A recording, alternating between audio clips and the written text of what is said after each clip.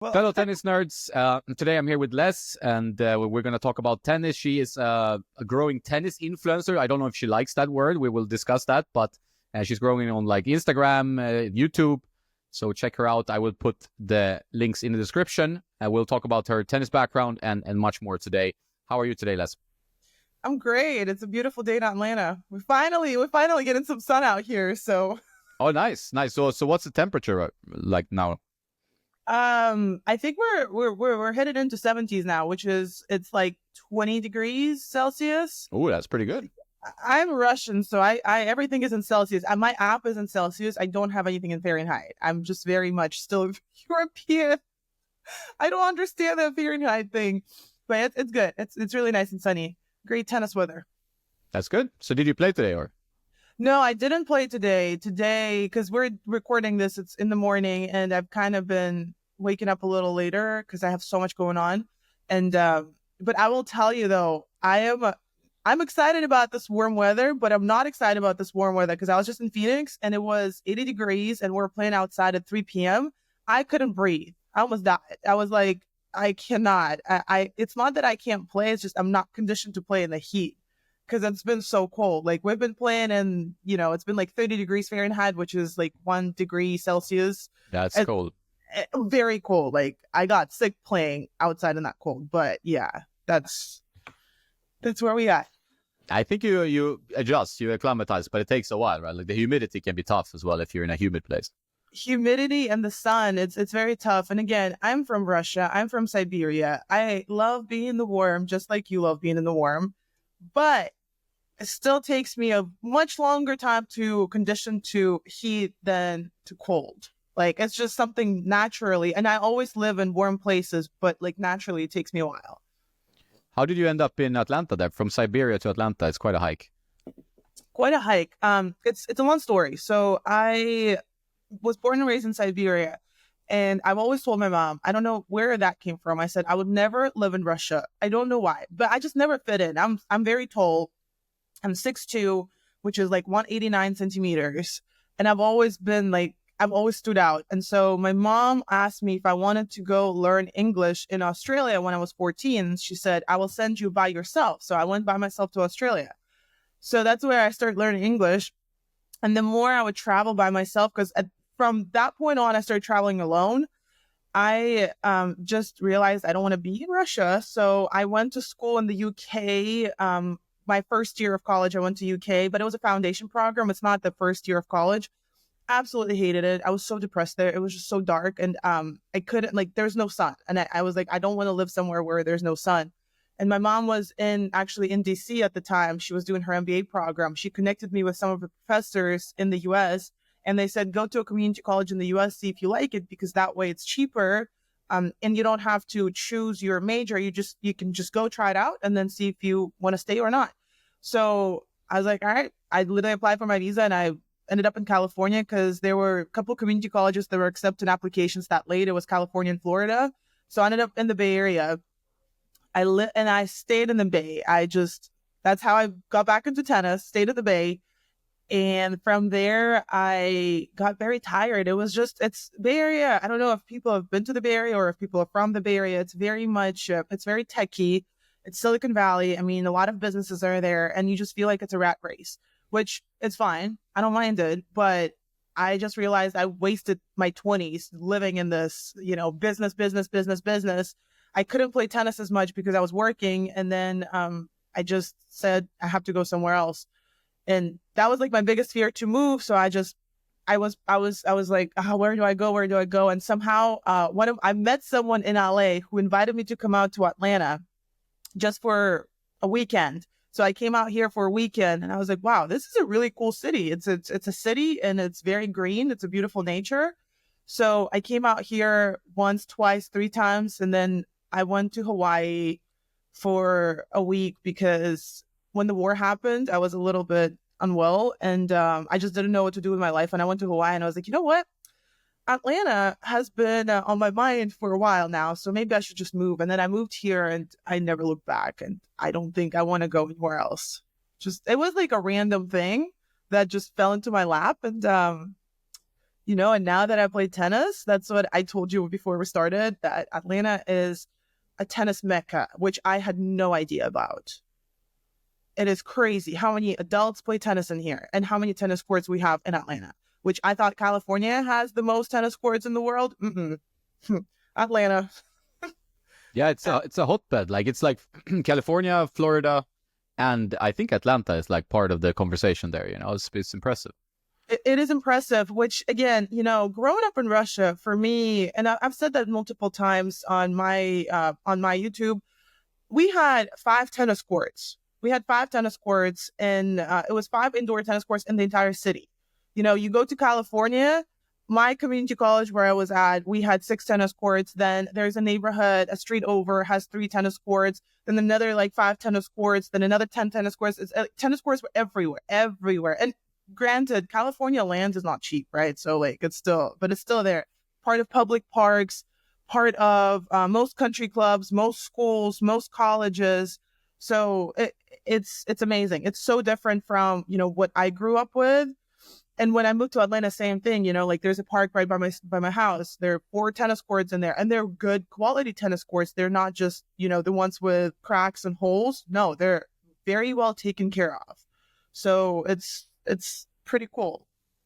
Yeah, I have the same experience growing up in Sweden, right? Like we had a 6 to 8 indoor courts and some clay courts, but then you could only use them for 3-4 months, so because it's cold.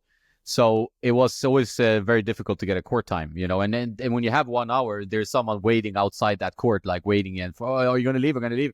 So it's not like as easy and accessible as it is in the States, where you can just it's a public court and it's great. So just go play, Yeah, not only you have to pay for it, but then I remember when we were practicing, we had 4 to 6 kids on the court. Sometimes it would be 8 kids on the court. And so we had to learn, maybe there was a good drill to learn how to hit in the alley, that was one of the drills that we had all the time.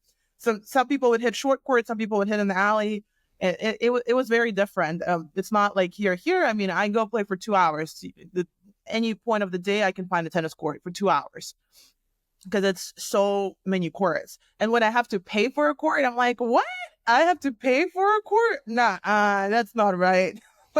It's always, but it's, the nicer facilities, some of them, I'm like, wait, what? How much I gotta pay? That's not, It's. How much is a court? Like if you go to a nice facility, I know when I went to California, I was lucky to play for free. But I've heard that it can be quite expensive. New York is crazy, right? For example.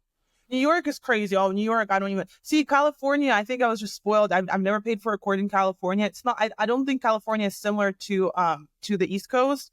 Atlanta, I know that there's some places. One really nice location. It's outdoors only. It's $8. Then the indoor court. It's not even warm indoor. It's just like a cover. It's like a balloon. What is it called? Like a bubble. It's It was like $22 per person for an hour. So it's $40-something that you pay for 1 hour. Then they had outdoor courts too. They were $40 an hour, which I'm like, indoor and outdoor, $40 an hour. That's insane. Some courts are $12, some courts, and I pay for my gym membership. It's an expensive one, but I have access to 2 different facilities with indoor and outdoor courts. So I pay for that gym. It's like $280 a month. But I have access to all of the facilities in the country. So that kind of makes sense. That's majority of time I play there. So you can play tennis through your gym membership? Mm-hmm. That's great. That's an awesome gym. We have similar setups here in south of Spain, but in Sweden it's trickier. I think there's if you're a member of a club, it's still going to be €40 an hour. Indoors. No. That's why I was like, I'm gonna sign up here because it's free tennis courts indoors. That's how I've been playing so much indoors because it's a part of the membership. Cool. So how did you get into tennis? Did you start playing competitively as a kid, or is this something that you came in later in life? No, I was one of those that started as a kid. I was 4 when I started. It was my parents. My parents they were athletes, right? So my mom was a basketball player. My dad was a handball player. You know what a handball is, right? Yeah, of course. We play in Sweden, of course. Okay. Because not many people like handball. What is that? So it's basically you play soccer, but with your hands. Yeah. So both of my parents were part of the national team. So they were very athletic. And I guess like they were just like us trying to look for new hobbies, and they built a new facility. My dad's factory, well, he doesn't own a factory. He worked for a factory, and they built a new facility. And back in Russia, it was still kind of like post-Soviet Union times. So a lot of employees had perks that, you know, like you would have free access to this, free access to that. Like, you know, back in Soviet Union, people were given free apartments because that's just how communism worked. So they had access to those free tennis courts, and they were taking lessons, which, I mean, the lesson was like $5 an hour or something, when other people had to pay, you know, 100 something. So they just started taking those adult tennis clinics, and they got into it. They would bring me just to pick up balls or just be around.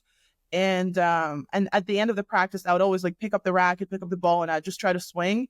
And then the coach was like, man, she's really interested in this. And ever since then, that's like what I've been in love with tennis. So I would just pick up balls, and then I would like go and I would try to, you know, mimic what they're doing, like try to hit on the wall and stuff. And then my mom was like, all right, well, let's try. Let's see if she wants to do clinics. And so I started playing. I started playing very young. Like I actually started playing tournaments when I was like 4.5. Wow. I know. Because you were tall, I guess, as a kid as well, I was no? very tall. So I was very like, I picked up, I mean, not like tournaments, but like, you know, the little like weekend stuff, or when kids would have tournaments. So I was so into it. I was so competitive that I just always wanted to get the first place. I would get so mad if I wouldn't get the first place. And my mom was like, well, I guess she really likes it. But then with me, it was the choice that do we go pro with tennis, or do we just continue a normal childhood with going to school and being just like everyone else? My mom was like, being a professional athlete, I don't think I want my kids to take through what we went through, like practices, you know, like 3-4 practices a day, then going to school, then traveling so much. So she was like, not only do I have no funds for this, but I also don't have any time for that, because my mom started a business in like 2000, and she just had like a lot of her attention was focused on the business, and she didn't really have much money or time. So she was like, I can't commit to this. We don't have nannies or anything to, you know, travel with you guys. So it was kind of like a choice that, all right, let's just make sure she knows how to play, and that's where we're gonna call it at that. So she kind of made that choice for me, that I'm not gonna play pro, or I'm not gonna, because it was something out of reach. I mean, like, you know, we're from a city in Siberia. There's no way that someone like me was gonna make it somewhere else. Like, there was just never a thing. Like, there were people who had money, they were traveling, you know, they seemed to be cool, but you know who's from my city? No idea. Mira Andreeva. Oh, wow. So Mira Andreeva and me had the same first coach, which is crazy. So that's why I was like, wow, I'm so proud of you, girl, because you were literally defying the odds, because that was not supposed to happen. And you are actually making it out, and then like making the name for my city. Like, that's just, I was like, just such a proud moment. that's cool. Yeah, it shows that you can, like, really, like you said, like beat the odds, but it's the odds are still there, right? So I think a lot of people who are talented or have, like, you know, potential for tennis or other sports, but in tennis it's quite expensive, you know. And then that was similar for me. Like, it was super expensive to go to classes, and then like we were 12 kids on one court, you know, and then it wasn't very fun. So I mean, if you want private lessons, my parents wouldn't be able to afford it. So it's like then you have like that kind of obstacle in the way, you know. I think a lot of tennis players, you know, they have to stop, or they have to kind of limit their interest that way. So it's pretty familiar story, I think.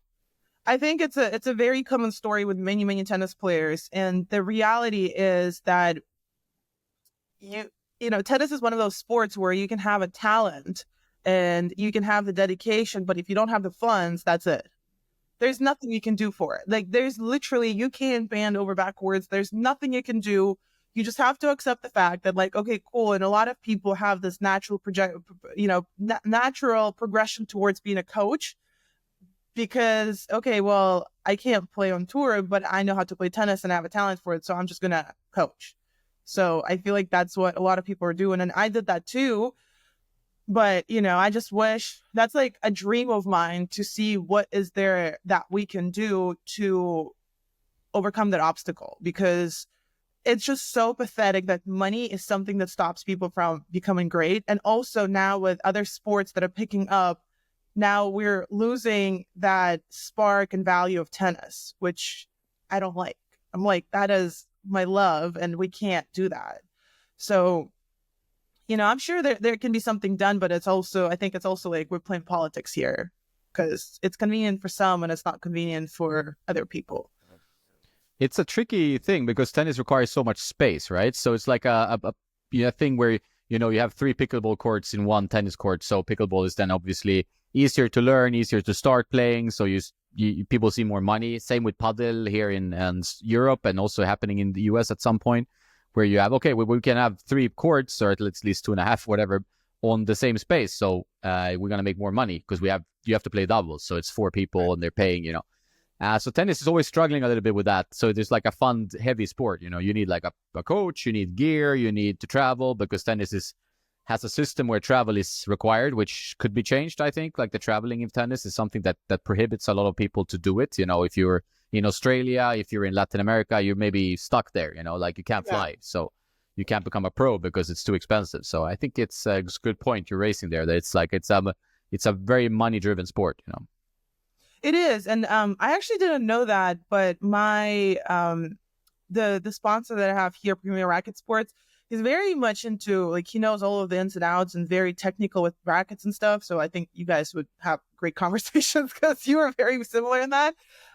He told me that tennis is the second popular sport in the world, which is insane.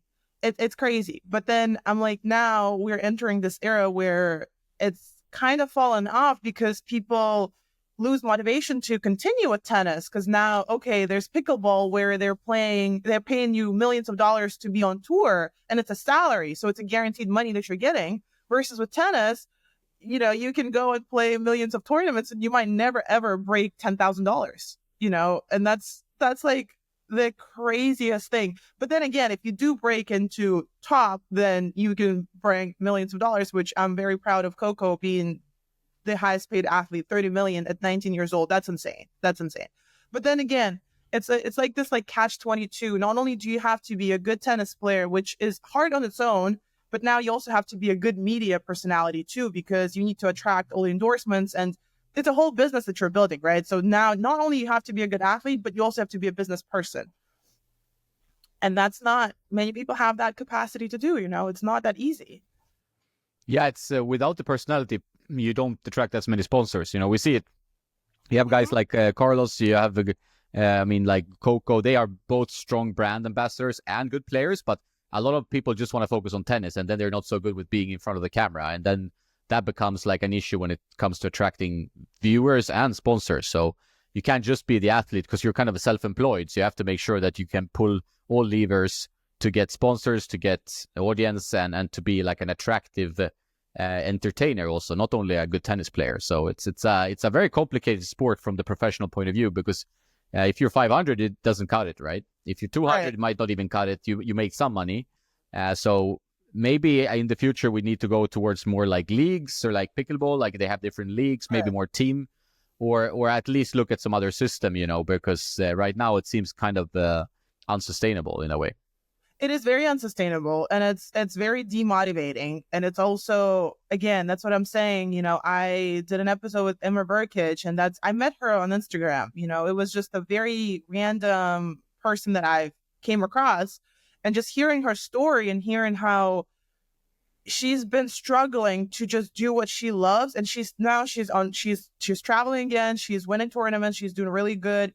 But just seeing that the person is struggling to get like just a living money, that is insane.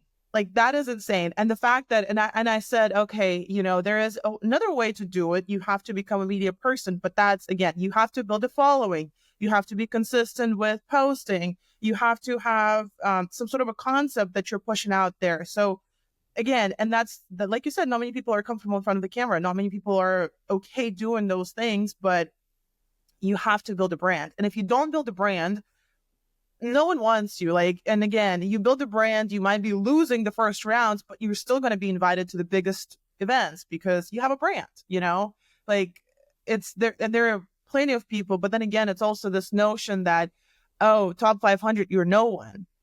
Excuse me, you're top 500 in the world. out of the most played sport, you're top five. Like, just make that make sense. You know, it's kind of like, I feel like tennis is the sport where if you're not the best, you're the worst, and like you're just brushed off and you're just kicked to the curb. Which that's how I've always felt, and I'm just like, I don't know, like it really bred this "am I ever enough" notion in my head, which is such a stupid thing to have. And I know that other people, you know, feel very similar sometimes. And like I've had conversations with people who are in corporate, and my boss, he literally said, he's like, when I had my first child, I just thought, am I enough? Like, am I a good father? But tennis is just like, it will literally put you back in your place to the point where if you don't win, you suck. It's a good point. But yeah, you're raising a good point. I think it's one of those sports which is very hierarchical, right? So if you're on the top, either at the top of the world, or I mean, everybody's losing every week, right? So you have one winner per tournament, and then the rest are losing at some point. And if you lose early, then you kind of can get that feeling of being a loser. I think it's a very tough, mentally tough sport because you're also alone, right? It's not a team where you can rely on your other teammates to maybe cheer you up, or you can have you always help each other out. Yeah, and it's just you and maybe your coach if you have a coach, and your physio, and it's a very lonely life. You know, coach to travel with them. Not many can afford a coach to travel with them, so most people have physios traveling with them at this point.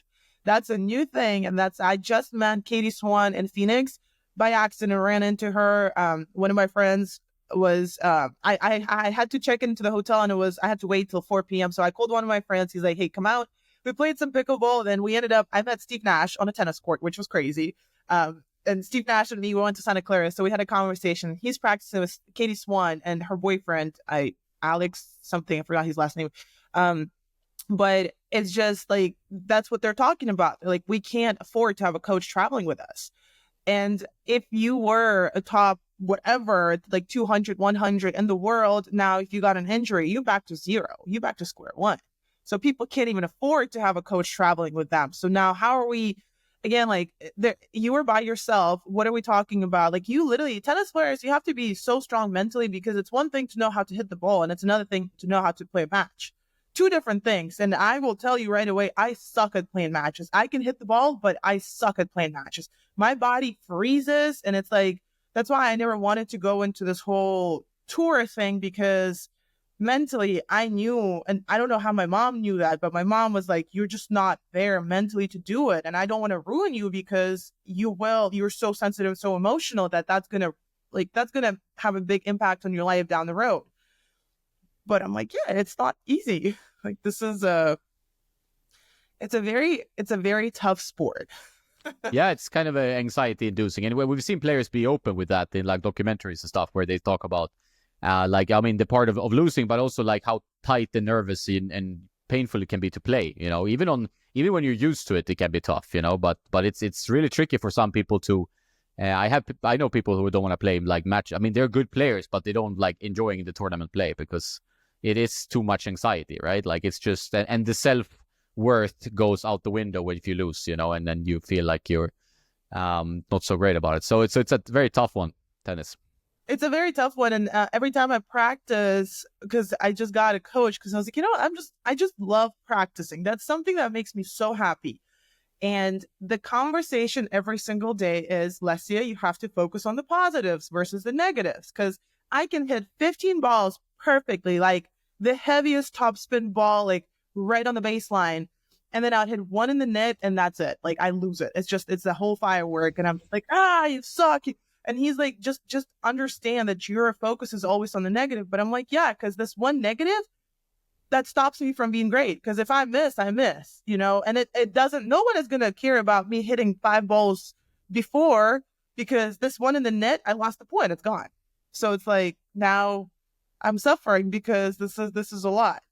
So it's, but you know what? Regardless of tennis being so tough, I feel like tennis players are very strong people outside of tennis.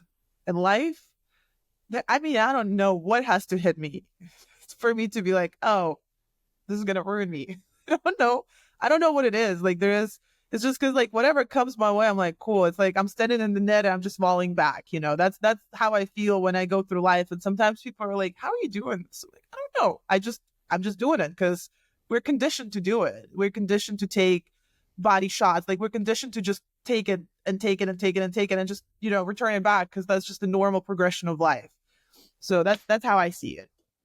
Yeah, it's either building resilient people or attracting already resilient people, right? So, I mean, you're building some resiliency as a tennis player because you get used to missing and losing. It's a part of the game, right? And then, but also I think it attracts a certain type of individual, right? Like it's one of those sports that is quite, you have to be a little bit crazy to like tennis, but it's also like the best sport ever, right? So it's a tricky combo. Have you tried pickleball? I have. I've played it a few times. I've played paddle. I played pickleball. I don't have any hate in my heart towards pickleball. I don't like it as much as tennis. Yeah. And the sound drives me a bit bonkers after a while. But I think people should do whatever they like. They should have fun, right? And exercise if there's any exercise involved. I tried pickleball. I was just like, when I was in Phoenix, because I do have a corporate job, so I got a chance to play with a C-suite, and they all play pickleball. So I was like, let me go. And they were so excited to play with me because I'm very competitive. I'm like, I don't know what I'm doing on this court, but I just know how to play tennis. So I just, I apply the same thing. And they're trying to teach me like, oh, you have to come up to the kitchen. You have to stand this and that. I'm like, you know what? Screw that. The ball is coming and I can put it away. I'm going to put it away. So it was really fun. But then at some point I was like, man, I'm getting bored.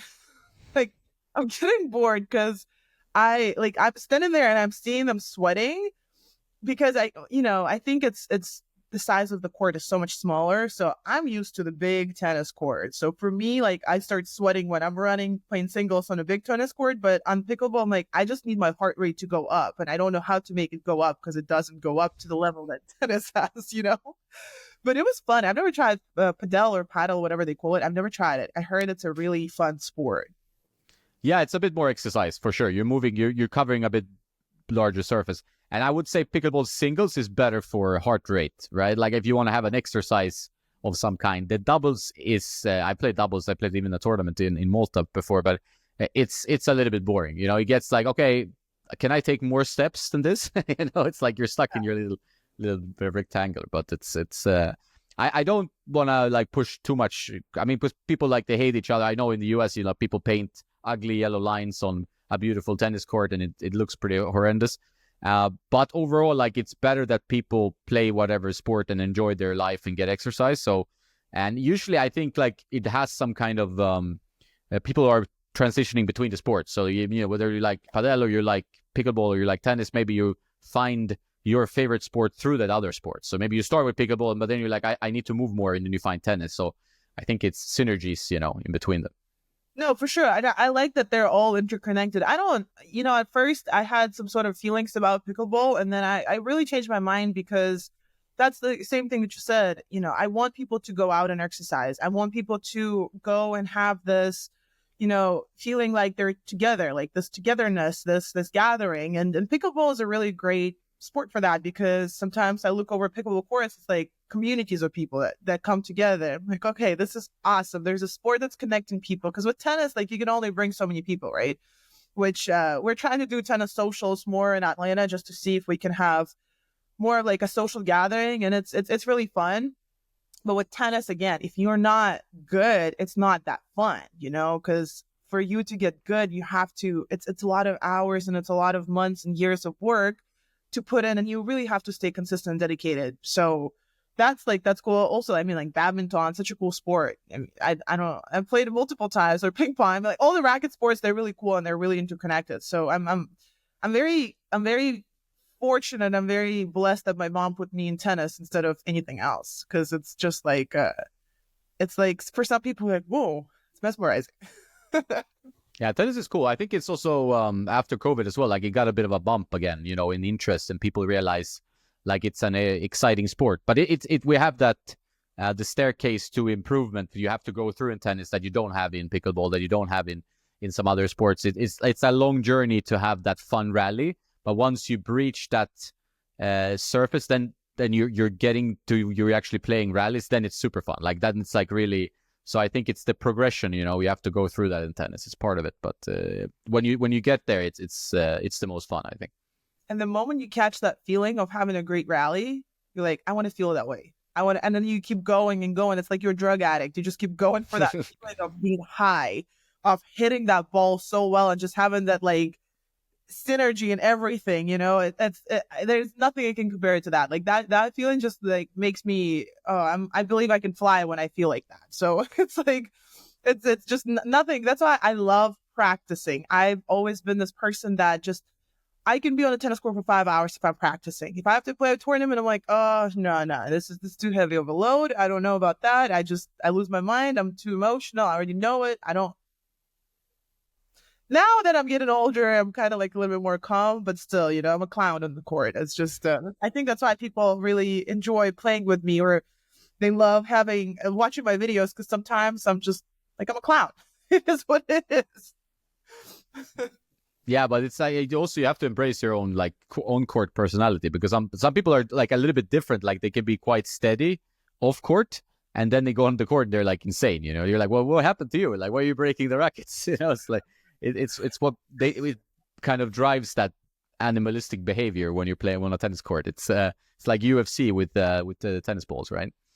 But that's what sports are about. That's why we move our body, because that's when you're being put in a very uncomfortable situations, and that's where your true self comes out. It's a mental game, and it's beautiful. I also think that's a lot of times people are reaching out to me and they're saying, oh, this is so not okay to have such a behavior on a tennis court. Or like I did a video where I broke the racket. And the thing is, like, that was a premeditated video. I wanted to break a racket just because I was like, that would be such a cool video. I've never broken a racket like that. I asked my pro shop if they had any broken rackets. I was like, let me hit with it and break the racket. And it was actually a Yonex E-Zone, I believe. Or it was like one of the Yonexes, and it was broken. It was because of the factory, whatever, something is like broke in the middle.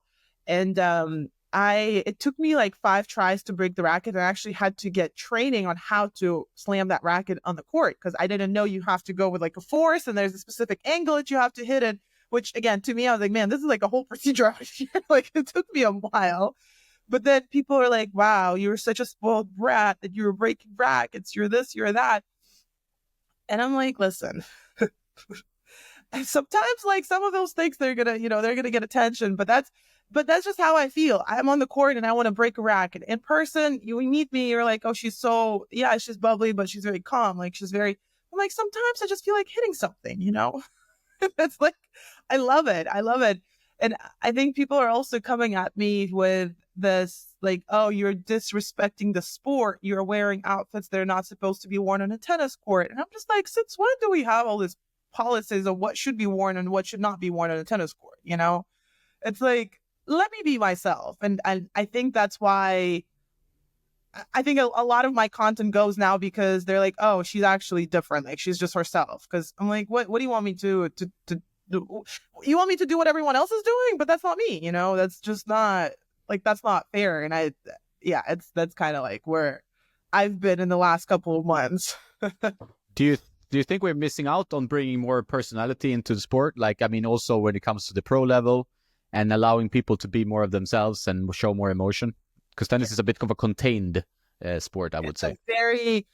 Here's the thing, like, sometimes when I watch tennis, it feels like that, like before swimmers, when they're on the start, like before it's like that tensity before like the thing goes off.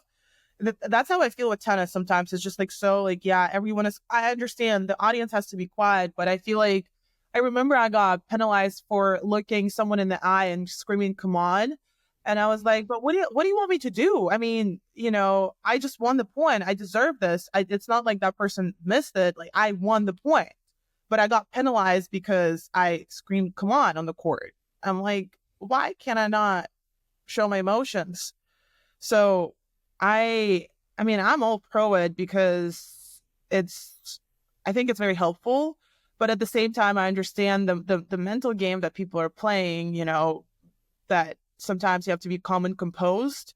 And like the best tennis players I played against, they were so calm and they were so composed. But then I know, I mean, like they're going to walk off the court, they're going to go around the corner and they're going to break their racket. But on the court, it's like this mental game that they're just calm. And to me, it's always been like, how are you so calm? How is this?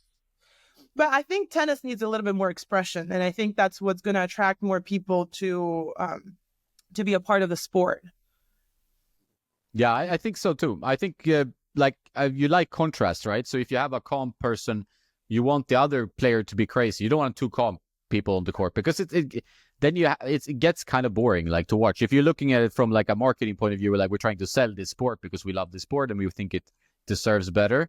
And then you have two guys that are you're like, okay, they wear almost the same outfit, or maybe the same outfit pretty much because of sponsors, and then they don't show any emotion, right? So then we are shooting ourselves in the foot. We're like, okay, and the crowd, they're not allowed to say anything. They're not allowed to walk in and out while they're preparing, or so tennis can seem very, very uptight for anyone outside, which is Yeah, probably you a watch bad thing. basketball or you watch soccer in Europe. I Yeah. mean, it's like crowd goes bananas. Their celebrations are bananas. Like football players, the celebrations that they have, like they practice their celebrations. And to me, it's like they're people winning big titles and their celebrations are yay. Like what? You just won the freaking Grand Slam. What are you talking about? Why can't you? Yeah, I just think it's the I mean, if it was me, I'd be like, you find me all you want, take all my money. I'm gonna celebrate. Like, I don't care. That whole like finding thing, it's I understand they're trying to like uphold the standard, but I was just listening to Medvedev's interview about the camera that he broke. He's like, why is there a camera in the net? I say the same thing. Why is there a camera in the net? Like what? And then he said something. The camera didn't even track if he touched the net or not. I'm like, makes no sense. This makes no sense. But yeah, tennis is, and I think one of the rules that just blew my mind was when Navarro was playing Iga, and when there was a double bounce, and she said that she can't review it afterwards. I was like, excuse me. That was like, I'm like, this is the most insane rule I've heard of, because that is just, first of all, that's not fair, and it's like, now this is favoritism. This is favoritism, and then obviously like she's getting a point, but that was a break point, and that was the most important point of the match that could have changed the trajectory of the match. But it is what it is. It's kind of like, but I guess that's all big sports. It's just there's little things that happen, and they just, I mean, they're just like, to me, they're not fair. Yeah, I think they maybe started doing more now video reviews. I don't know exactly what the rules are, but they should use it, because now, I mean, everything is taped. We all carry cameras, and there's a bunch of cameras even at the net, as Medvedev pointed out, right? And if they have the possibility to say, okay, did it bounce twice? Like, well, check the camera. They have Hawkeye for the lines, right? So Right. why not? They should use all the tools. And also, I think it entices the crowd a bit more, like get them involved, like show a video review. Oh, it's going to be exciting. Did it bounce? Use the moments to bring some drama. We need more drama in tennis. That's just how it is, right?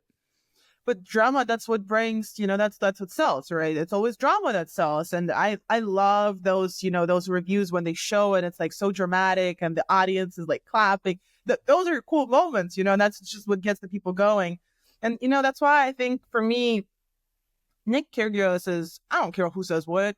I love that guy. I love Naomi Osaka, just because she came out and she said, my mental health was struggling. Screw you. And I just love people who are just being themselves, because those are the ones that I feel like they're really showing that the sport is alive and it's human. It's human, and it's okay to go through those mental battles. It's okay to go through, like, I'm just myself. I don't need a coach. I don't need this.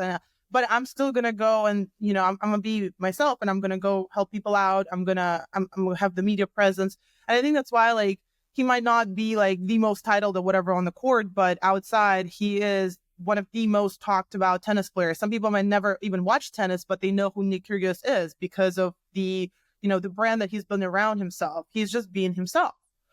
So, but again, you have to really be bold enough to just take that step and say, okay, I'm gonna just be myself, and I'm gonna do it, which it's not easy.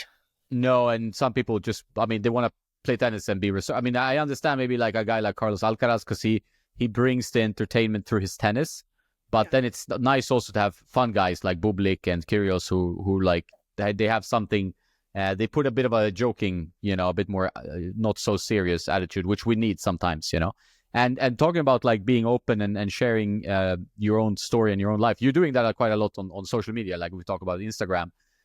Did you ever struggle with that? Like, is this, is this something you sometimes like, oh, I don't want to post today, or is it something that comes natural to you to kind of share your inner moment? I have always had this notion about social media that, oh, who cares? Or, why would I do that? And that just looks kind of goofy, like, why would you post that? And then in 2020, and during COVID, I remember I was struggling. I was struggling so bad. Like, after I stopped playing tennis, I went into corporate, and my corporate, I'm in sales, and sales get really tough, and you really get burned out because I'm a workaholic. So I'll work myself till the end. And it got so bad that I was depressed. I mean, like, I was like actually diagnosed depressed, and I didn't know what anxiety was at that point. I had no clue that what I'm feeling was anxiety, panic attacks. Like, I just thought it was normal. And I remember there was one time when I shared and I said, it was the question, do I take medicine for depression or do I go natural route? And I posted something on social media and I asked people, and I got I had like 1,000 followers at the point, right? I got like 20, 30 responses. People started having conversations with me about their depression journey, about like the medicine and not taking medicine, the benefits and this and that. And I was like, oh, wow, people are not hating. They're actually supporting and they're building communities. And then my dog, the one that just passed away, he got sick. And I remember this guy said, hey, post a GoFundMe because I lost my job. I lost everything. I literally had no money whatsoever. He's like, just post a GoFundMe. And I literally, within 24 hours, I had almost $3,500 sent to me to go help my dog, take him through ER. And those things, they just completely change the trajectory of how I think about social media, because to me, it's not like, oh, I'm putting my life on a blast and I'm trying to get attention. I'm literally connecting with people. I am having very natural, open conversations. And I literally told myself, I was like, let's say it's okay. It's okay to go through up and down, and you don't have to be perfect because you're not perfect.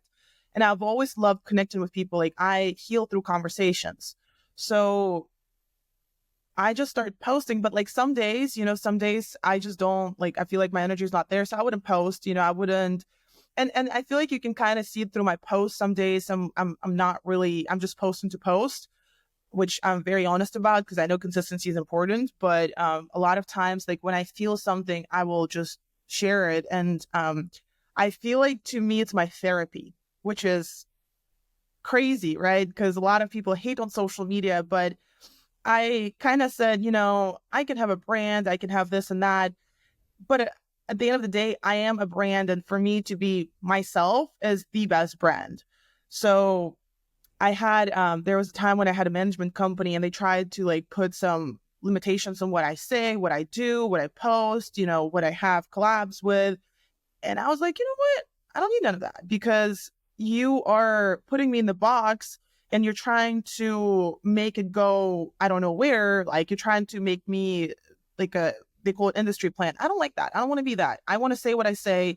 If I'm having a bad day because I just lost my dog and I'm crying, I'm going to post about that because I know there's going to be someone else that's going to look at my post and see that I am feeling down, and it's okay to feel down because you're going through grief.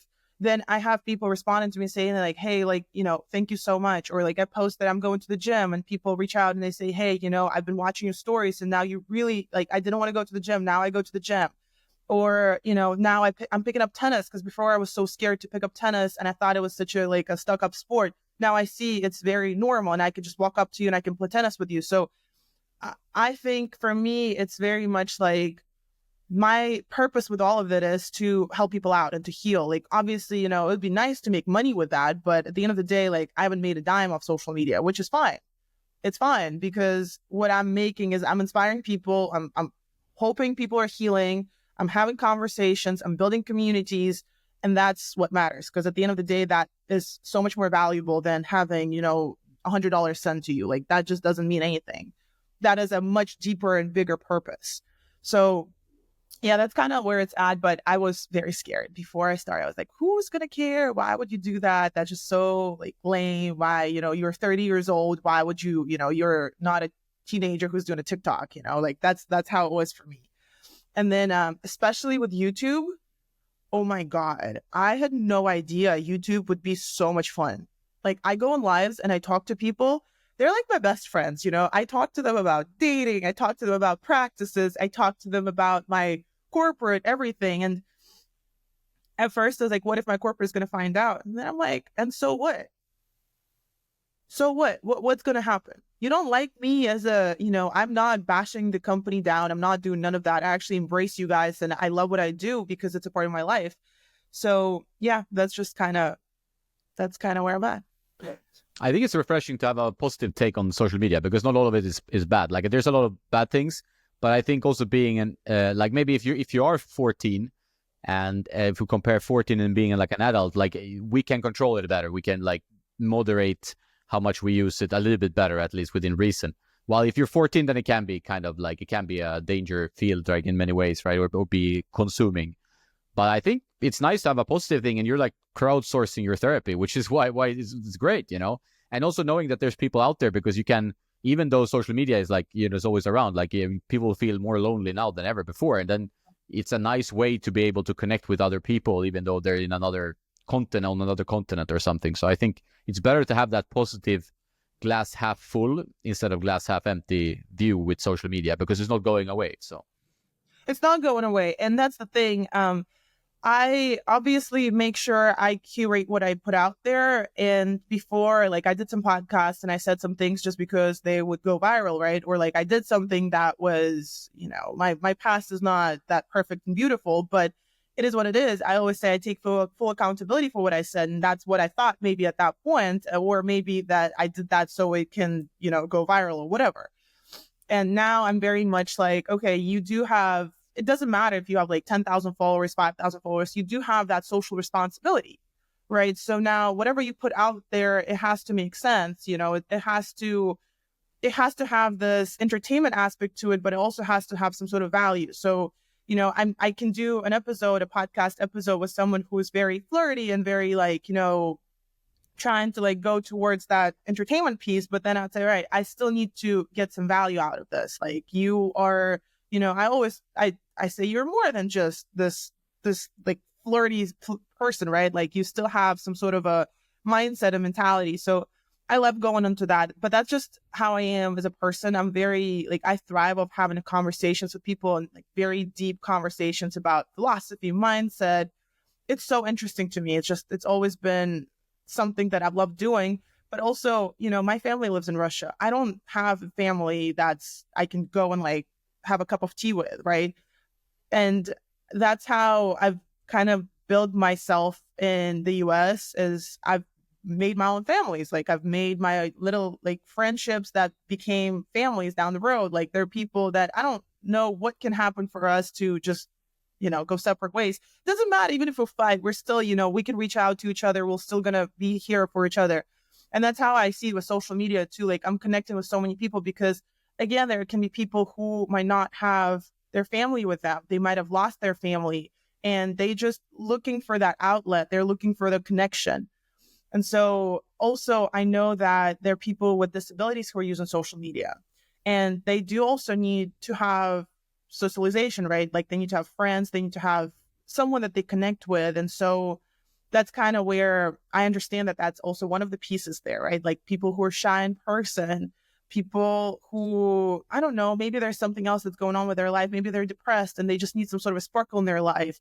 And so that's what I'm trying to do. And also like bringing the sport into it, because one thing that helped me get out of depression and mental health was doing gym, tennis, like moving through my body. And so that's why I'm always like promoting all of that, like healthy moving, let's do things, let's get out of, our own head. And it's okay to be negative. Like it's just a part of who you are. And so that's why I always curate my post with negative things, positive things. That tennis is not always perfect. I'm not always hitting those perfect shots. Like sometimes I hit like I've never played tennis before.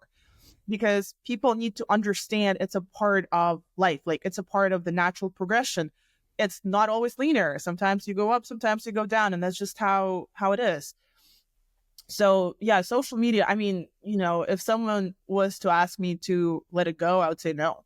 I don't care. Like I might not be making money with it, but it's such a passion project for me that like I love it. I love it. And just as much as I love tennis, like I might hate tennis in the moment, but then I'm like, I'm going back tomorrow. Like, you know how it is. We all go through that. I think everyone hates tennis. So and you can hate anything, and then next day you're fine. That's how it is. Like that's how our emotions are, right? And you have a podcast as well that you're kind of rebooting. What do you think you're learning from like podcasting, like talking to you're talking to kind of people from different walks of life, right? So does that bring you a lot of lessons? It is a lot of lessons. First of all, I will tell you that everyone has a story, and that's my whole thing with my podcast. I know it's a very oversaturated space. I know that there's a lot of podcasts out there, but I'm learning. It's a lot of work.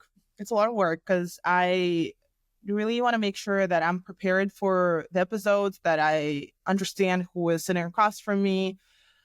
I'm learning that it's a very beautiful space, and it's just so interesting to see how people open up in front of the camera. And I actually did this interview with this one tennis player, which I have this thing. This is something that I've learned about myself, that tennis players, they're like gods to me. I don't know why, but I'm not scared to walk up to an NBA player, NFL player. I don't care. I will walk up to them and I'll ask them, I'll say, hey, listen, I have an episode that I want to record with you, blah, blah, blah. I will pitch them. I don't care. Tennis players, I'm like, oh my God, I'm a little scared. I don't know. Like they're gods. They're so good. Like, and I actually did an episode with one tennis player who was top 500. He was top 200 in doubles. And we just had this amazing conversation. I have seen him around. He was very shy. He was very different. And when we sat across from each other, it was probably one of the best conversations I've had. So now I'm like, don't judge the book by its cover. You never know. You never know who might have a story that's going to be so inspiring. And it's healing, right? Like, again, if it hits 1 million views, it hits 1 million views. If it hits 10 views, it's fine. But at least I'm telling someone's story and I'm helping them out too. So it's a beautiful thing. I love it. And I'm so excited to do more of that. It's just, I'm like, I was born for it. I'm just so natural with it. And it's really crazy. I went to school to study communications and media. And I remember my mom was like, why am I paying so much money for a major that does not mean anything? And now, 10 years down the road, she was visiting me. She's like, wow, you really like doing that. And I'm like, yeah. See, I might have predicted the future back then. I probably didn't know what I was doing with it. But yeah, it's kind of funny how things came full circle and we're here now. But I think it's like at that age, we don't know what we want, right? Like we're too young. So you just pick a major. I mean, you have some gut feel like, okay, I think I could do this job. But then you usually end up somewhere else. But it's you have to go with some gut feel, right? That's it. That's all you have at that point. Yeah, and doing a job, it's because they want my family, again, Russian families, that's like Asian parents. They want you to be doctors, lawyers, and maybe like go study economics or something. My mom wanted me to study economics, and okay, I took an economics class, and I was like, okay, I get it, but I don't really get it. What am I going to do with this? How can I apply this to life? And I remember like we had such a heavy emphasis on math and like studying, very like sciences and all of that. Like I knew chemistry, math, I was really good at it. But then I remember being in school and I said, if I have to take classes every single quarter with math, I will literally go bananas. I can't do that. Like there's nothing I can do. And like, I literally just spent 10 years in school learning all of that, 11 years in school learning all of that. And now I have to do 5 more. I'm good.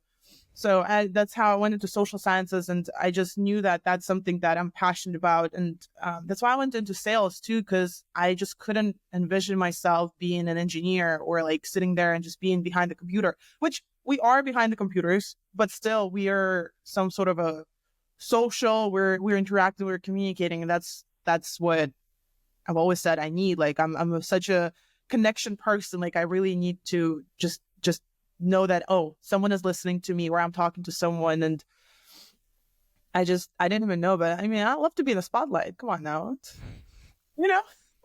I think I mean, everyone wants attention. Like we all need attention, but it's just like how we need it and how we get it, right? I guess that's part of it. Like, do you have any plans for your tennis and overall, like your tennis life or tennis content creation? Like now there are more and more content creators, so tennis is growing like as a social media space.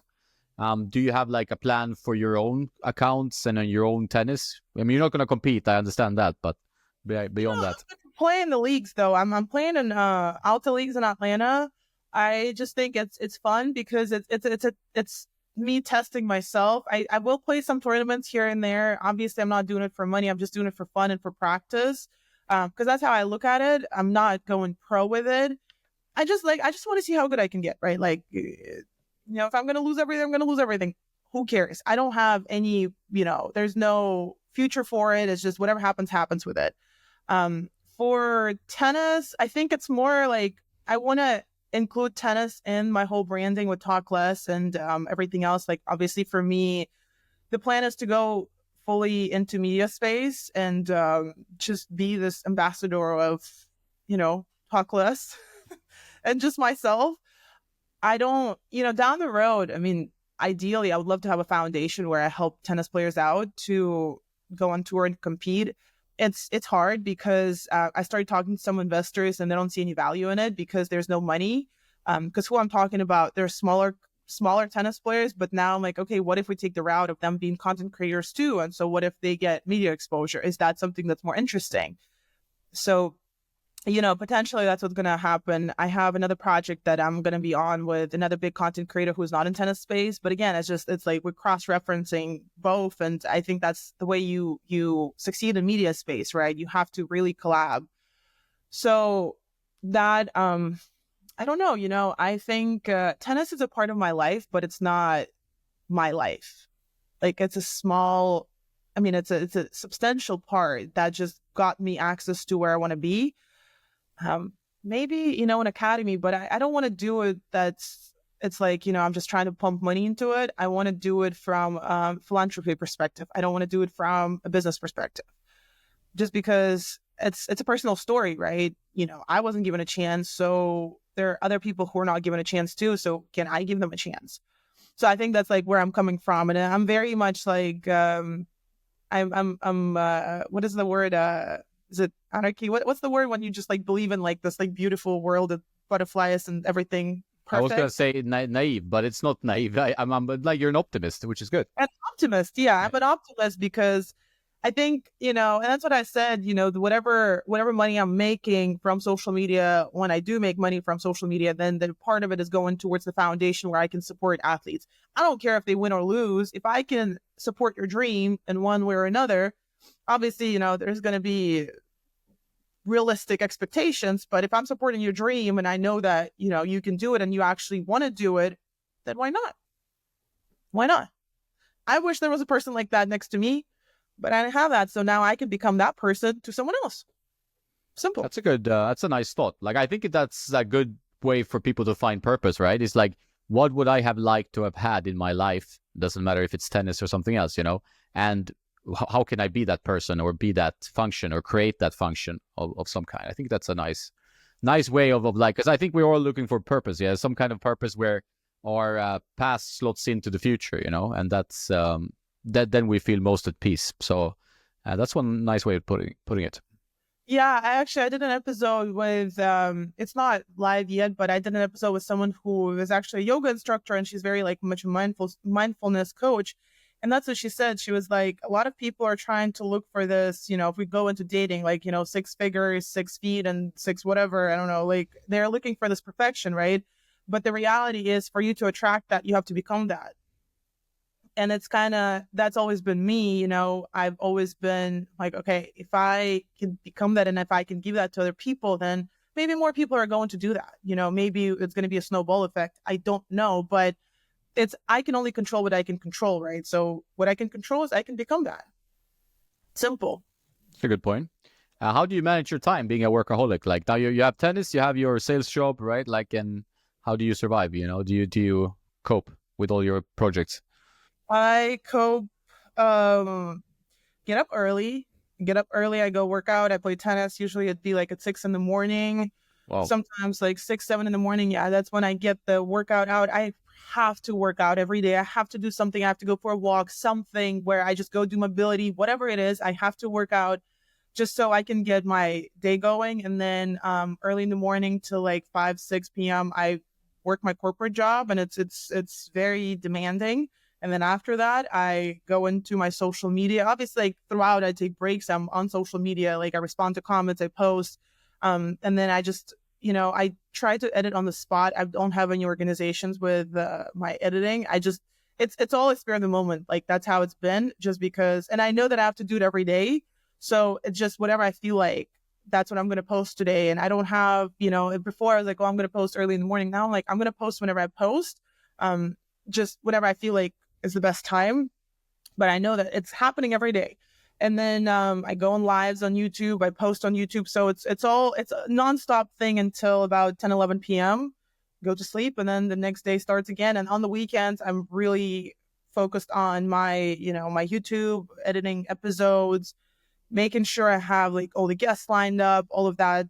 And then I have another project that I'm on where I'm helping out. And so that I am just like, I don't need to have a calendar. A calendar is in my mind. I'm just very I'm very not anxious, but I'm very I'm on the go all the time. Yep. And my mind is running so fast that to me it works. Like if I slow down, I freak out. And it happened before, again, like when I had a management company, I was supposed to film a show for myself, and we didn't film for a month. And I was just going crazy because I was like, I feel like I'm not doing anything. I don't like that. So sometimes life will slow me down. It will, because, like my dog passing. Condolences, yeah. That was just like, it just took me out. So, when the dog passed, obviously I'm not going to sit here and pump out entertainment content just because I'm not in that space, I can only do so much. I took a few days off work, and I just kind of like took time for myself. But then again, like you wake up the next day and it just goes back to, I just have to constantly be in that work mode and moving mode. I don't know. I think like when you love what you do, it doesn't feel like work. It just feels like you are prioritizing the things that are important, right? And you just put emphasis on what makes you happy and what makes sense. So to me, obviously, my corporate job, that's what pays my bills. And I also, I love data integration. I love AI space. It's a beautiful space. So I'm learning so much. So that's why I'm fully invested there. Then my social media, I get to connect with people, fully invested there. It's a priority for me because I know I have a responsibility. People are waiting for my life. I know people are going to jump on. I have regular people who are just a part of it, right? So then there's other responsibilities that I have. And I'm a very freaking responsible person. Like if you told me we're meeting up at 8, I'll be there at 7:55. That's just how it's going to be. And I always tell people, respect my time. And I think that's why some people want to work with me, and they're asking me like, hey, can you just please help me out with this project? Because it doesn't matter how much stuff I have going on. If it's important enough, I'm going to make sure that I remind you, or we do this, and like, it's going to be on point and on time. So yeah, I'm crazy. No, I think if you're like highly ambitious and you're like, then it makes sense. It's just about also finding space for yourself to relax and reflect. That is usually the tricky part, because we tend to keep going, and like also with social media, that pushes you to do more and more, because it's kind of, right, it gives you more, like, so the more you give, the more you get back, and then that can be very addictive in a way, and then it's hard to stop or take time off. But you find time, obviously, like sometimes I'm driving, so now I live by myself. I spend a lot of time alone, so I get to think a lot, and that's what I need. I need to just be like, I need to be in my head, think about it, and then I need to go out there and I need to communicate and talk and see if I can organize all my thoughts and just be, very mindful. I do yoga, so there is twice a week I do yoga. I also do Reiki. So Reiki is an energy healing. That's another thing that I do, and I do that once a month religiously. It's just something that I have to do.